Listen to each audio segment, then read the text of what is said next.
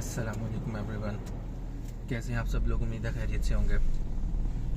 मैं हूं डॉक्टर हसीब और आप देख रहे हैं मेरा ऑफिशियल यूट्यूब चैनल।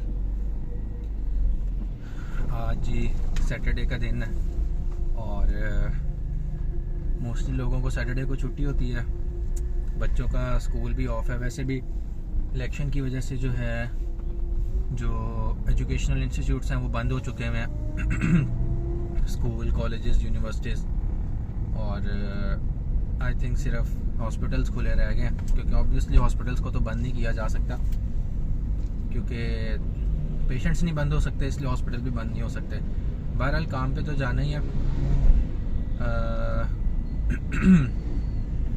पहले तो मैं अपने सारे व्यूअर्स का शुक्रिया अदा करना चाहता हूँ, क्योंकि जो वीडियोस मैं अपलोड कर रहा हूँ, ऑल्दो मैं बड़े अरसे बाद दोबारा से अपने चैनल पे वापस आया हूँ, लेकिन फिर भी उसके ऊपर लोगों का रिस्पांस जो है वो बड़ा अच्छा आ रहा है। और मेरी आप लोगों से रिक्वेस्ट है कि इसी तरह रिस्पांस देते रहें और कमेंट्स ज़रूर किया करें, क्योंकि कमेंट्स की वजह से हमें पता लगता है कि आप लोग क्या सोच रहे हैं वीडियोस के बारे में और वीडियोस कैसी बन रही हैं। किसी भी किस्म की चीज़ के ऊपर आप क्रिटिसाइज़ कर सकते हैं, कोई चीज़ अच्छी लगे तो ऑब्वियसली उसकी तारीफ़ कर सकते हैं, ज़्यादा अच्छी लगे तो वीडियो को शेयर भी कर सकते हैं। बहरहाल आजकल ज़्यादा बातें जो हैं वो इलेक्शन के चर्चे चल रहे हैं और कल एक न्यूज़ मैंने सुनी है जिसने मुझे बहुत ही ज़्यादा जो है मेंटली हर्ट किया है।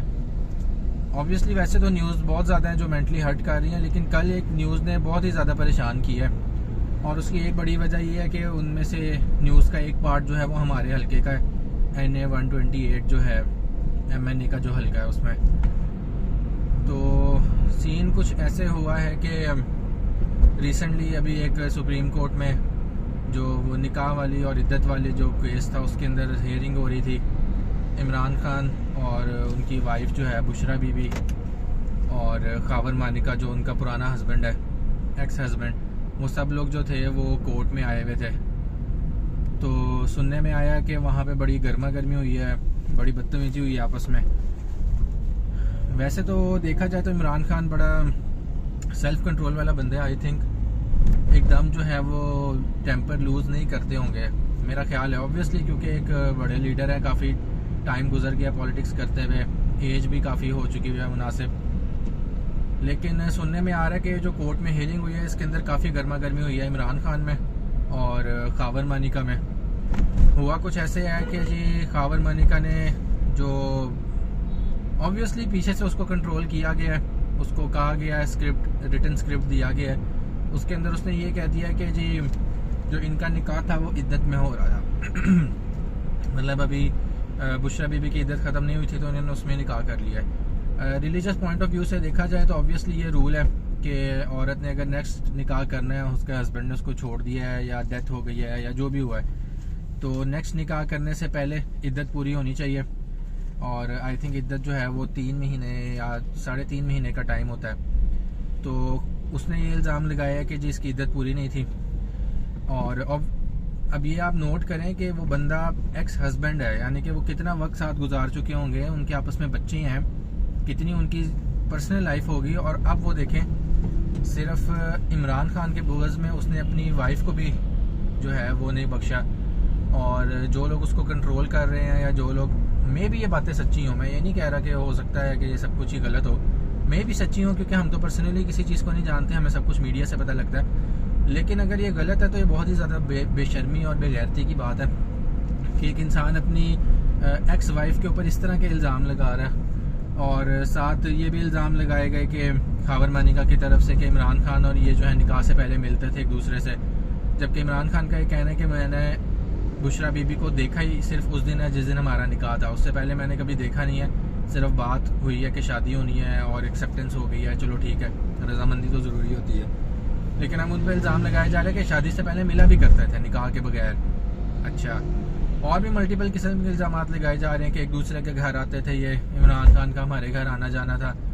तो यार अगर इमरान खान का तेरे घर आना जाना था तो तू इतना बगैरत था कि तूने उस वक्त रोका नहीं, या तू इतना बगैरत था कि तूने तब आवाज़ नहीं उठाई।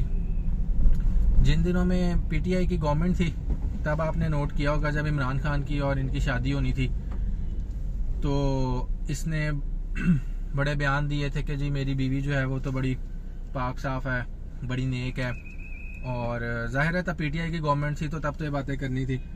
अब वही सारी बातें रिवर्स कर दी हैं कि जी नहीं वो बद किरदार है, बद इखलाक है, और ये लोग मिलते होते थे आपस में एक दूसरे से। और तो इन्होंने इस बार हद कर दी है कि पॉलिटिक्स का ताल्लुक जो है वो पॉलिटिशियंस के साथ है, पॉलिटिक्स का ताल्लुक जो है वो पॉलिटिक्स के जो एथिक्स हैं उनके साथ है। लेकिन ये कहाँ की नई पॉलिटिक्स आ गई है कि आप एक दूसरे के घर पे अटैक करो, औरतों पे अटैक करो, मियाँ बीवी के रिलेशनशिप के ऊपर सवाल उठाओ। ये अजीब किस्म की हमने पॉलिटिक्स देखी है। वैसे तो ये हर एज में होता रहा मेरा ख्याल है, क्योंकि इससे पहले जो थे नवाज शरीफ वगैरह ने बेनज़ीर के साथ जो किया था, बेनज़ीर वगैरह के साथ जो किया था आप सबको पता ही है कि जहाज़ से उनकी फ़ोटो एडिट्स जो थी वो उतारी थी, जिसके अंदर उनके कपड़े नहीं थे बेनज़ीर के और उनकी मदर के। तो ये नून लीग वाले जो हैं ये तो हमेशा से ही घटिया हैं, आई एम सॉरी टू से।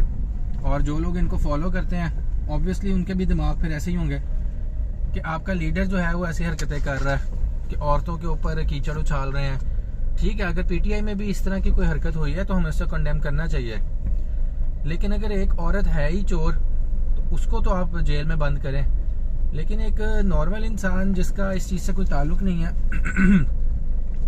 और पर्सनल लाइफ के ऊपर जो अटैक है वो चीज़ जो है वो एक्सेप्टेबल नहीं है। तो बहरहाल